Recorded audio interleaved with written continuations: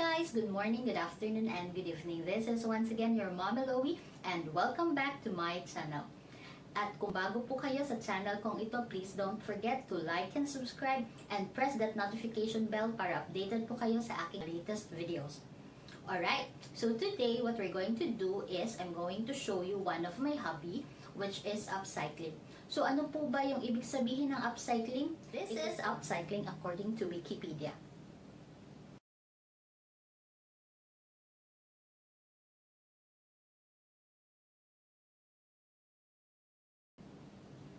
Ngayon, alam na po natin yung ibig sabihin ng upcycling, kaya ipapakita ko sa inyo yung upcycling na gagawin ko ngayon. Let's start! Tara!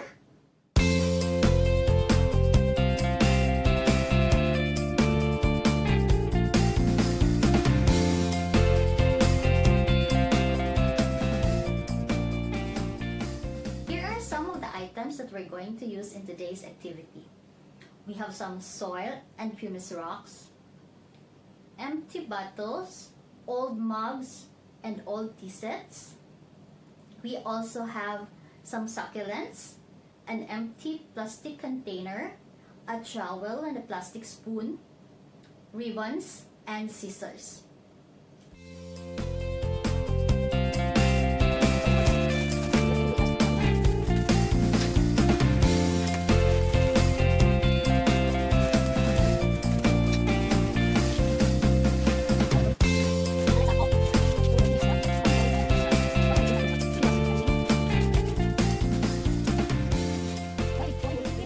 Just now is I mix the potting soil and the pumice rock in the container. If you may notice, this is a chip mug. Yan po, meron na siyang chip, kaya hindi ko na siya pwedeng gamitin kasi pwede tayong masugatan. You see this one here? Yeah. Yan po. Ayan. Don't know if you can see it clearly. Yan. So what I'm going to do now is I'm going to transfer this succulent dito sa mug na to. Yan. And I will be using yung mixture ng potting soil with the pumice rock. So let me just remove this from its original container. So if you notice, yung soil po ng succulents is loose siya. Pwede rin natin itong gamitin, i-mix dito para mag-loose din yung ating soil. Yan.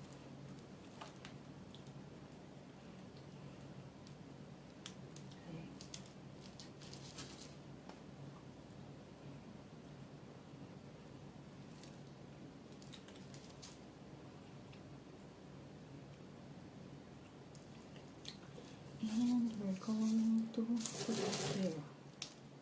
Yan.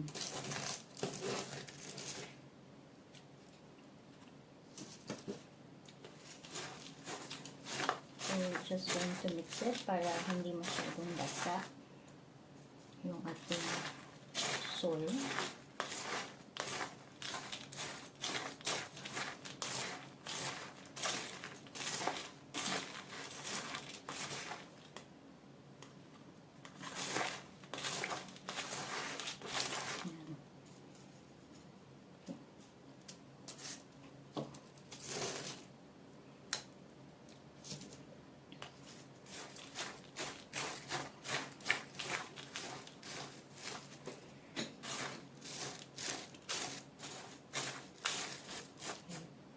And we're going to put here. Kasi sayang naman po kapag itatapon lang natin yung ating old cup or mug. Kaya let's make use of it na lang. Diba? So, medyo malalim siya. And I want these 3 succulents to be here. Yan.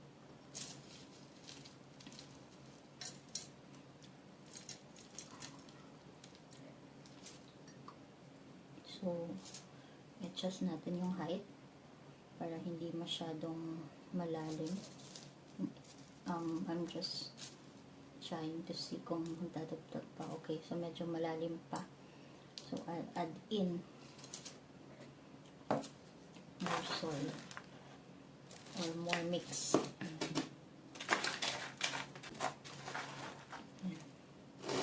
Okay. Guys, pasensya na po at na memory full yung cellphone ko earlier. So, what I did was, minix ko po itong potting soil and pumice rocks dito sa aking plastic container at nilagay ko po dito sa aking lumang mug. I just fill in yan, tapos nilagay ko po yung aking succulent. So bakit ko po ito ginawang planter na lang? Kasi if you may notice, meron po siyang chip.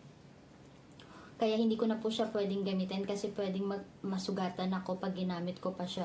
But instead of throwing it, ginamit ko po siyang planter kasi may sentimental value sa akin yung mug nito kasi this was given to me way back 2012 sa aming first Pinoy Christmas party dito sa Singapore. So instead of throwing it, ginawa ko na lang siyang planter. Ayan. Okay? And then the second one is, this is Royal Albert tea set, which is a bone china, kaya medyo pricey siya. However, naputol po yung kanyang handle. Kaya nilagyan na lang po siya ng glue para magmukhang maayos pa siya. So, I'm going to use this also as a planter para sa aking succulent. Ayan. So, let's just put some mixture. Ayan. Tanggalin natin to from its old lalagyanan. Actually, we can mix din also the soil here. Para umat yung ating soil. Gusto mo sa mga unwanted soils. Yung version sa saan may buka na.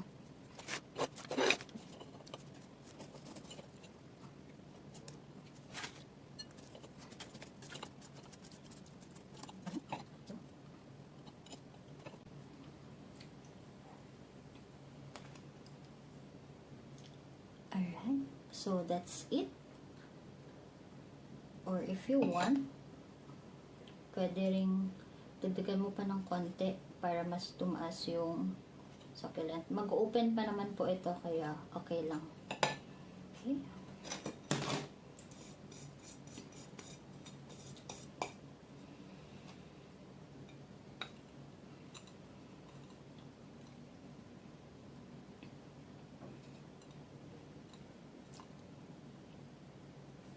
While this one naman po, itong isang klase rin ng succulent ko is, I have this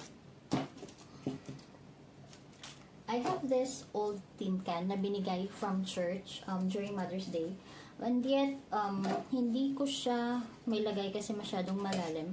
So what I'm going to do is, I'm going to use this cover from the bottle para maganda po siya tingnan pag nilagay ko na siya. Ayan. Alright. Ipapakita ko rin po sa inyo yung ibang upcycling na ginawa ko sa mga old bottles. Like for this one, the same po nito yan. Yan. So, I have some cuttings here. Nilagyan ko siya ng water. Yan, para sa aking plant. I have also this bottle. Chocolate po yung laman nito before. So, nilagyan ko lang siya ng ribbon para magamit ko rin. And this one is, I think, another Nescafe bottle. Yan, if you can see. Nilagyan ko lang din siya ng ribbon para maging mukhang maayos siya.